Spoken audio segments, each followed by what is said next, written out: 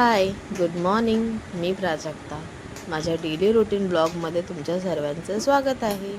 तर चला तर मग बघूया आज दिवसभरात मी काय काय करते ते. तर हे रात्रीचं चिकन होतं, ते थोडंसं राहिलं आहे, ते मी गरम करून घेते. आणि आता एका साईडला मी दूध तापत ठेवणार आहे माझ्या बाळाचं. रात्रीचं थोडंसं दूध राहिलं आहे, ते वालं मी तापत ठेवणार आहे. बघू शकता तुम्ही.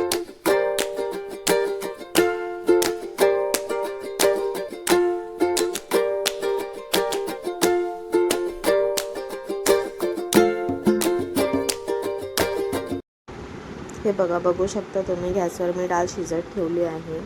आणि हे ज्या डाळीवरचा जो फेस आहे तो आपण काढून घेणार आहोत.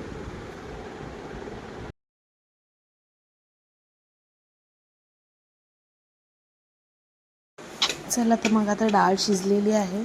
आता हे काय आहे, हे माझ्या बाळासाठी मी भाजी करते. हो, मी माझ्या बाळासाठी भाजी करते.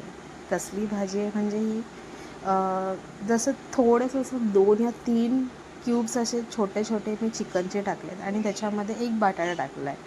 मी जास्त काय मसाले टाकले नाही, फक्त हळद आणि मीठ आणि तेलामध्ये मी परतून घेतलेलं आहे त्याला. तर ते मी थोडंसं असं स्लो गॅसवरती मी थोडंसं शिजवते आहे. आणि एका साईडला भात घातला आहे. आता मी देते डाळीला फोडणी. डाळीला फोडणीमध्ये मी जास्त काय वापरत नाही.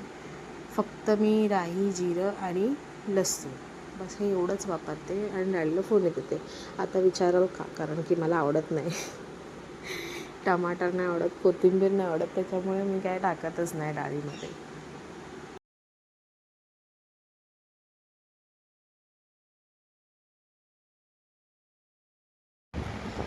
चला तर मग माझी संध्याकाळची कामंही सुद्धा झालेली आहेत. बघू शकता तुम्ही, मी आता निवांत अशी बसलेली आहे कामं वगैरे करून. बघूया मग, माझ्या नवऱ्याने आज माझ्यासाठी एक सरप्राईज आणलं आहे. चला तुम्हालाही दाखवते. चला तर मग फायनली आता माझ्या नवऱ्याने मला काय आणलं आहे, चला तुम्हालाही दाखवते. माझं फेवरेट आहे हे मॉन्जिनिसच्या.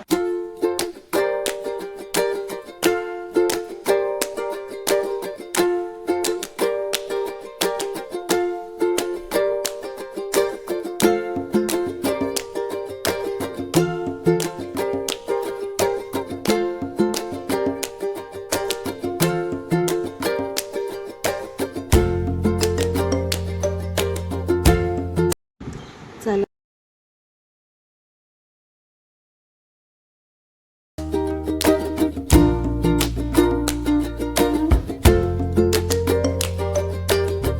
आता काय कर.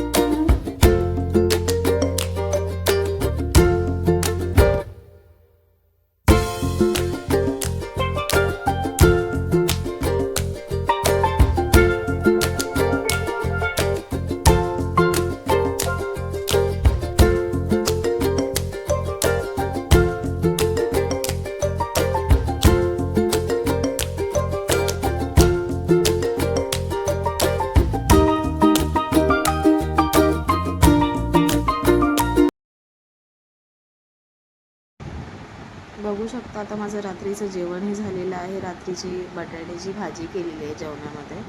हे बघा प्लेट आहे, प्लेटामध्ये तर ठेवणार आहे मी कैऱ्या. तर ह्या कैऱ्या कशासाठी, तर मी आता करणार आहे ओसरी. ओसरी म्हणजे लगेच होत नाही, त्याला बरेच दिवस लागतात सुकवायला, तेव्हा जाऊन ती ओसरी तयार होते. तर ह्या कैऱ्या आहेत, त्या कैऱ्याच्या मी आता कापं करून घेणार आहे ओसरीसाठी आणि त्याला मी उद्या उन्हात सुकत टाकणार आहे.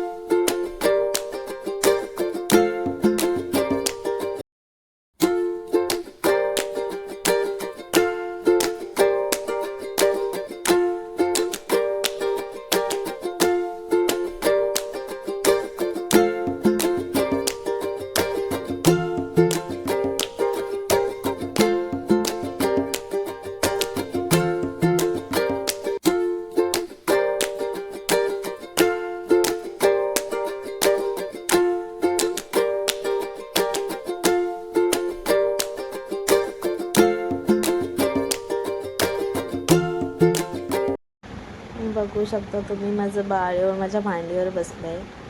नेमकी त्याच वेळेला त्याला येऊन मांडीवर बसायचं असतं की ज्या वेळेला त्याची आई काय ना काहीतरी काम करत असते, तेव्हाच तो लाडात येतो.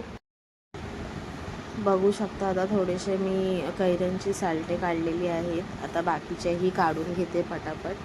चला तर मग.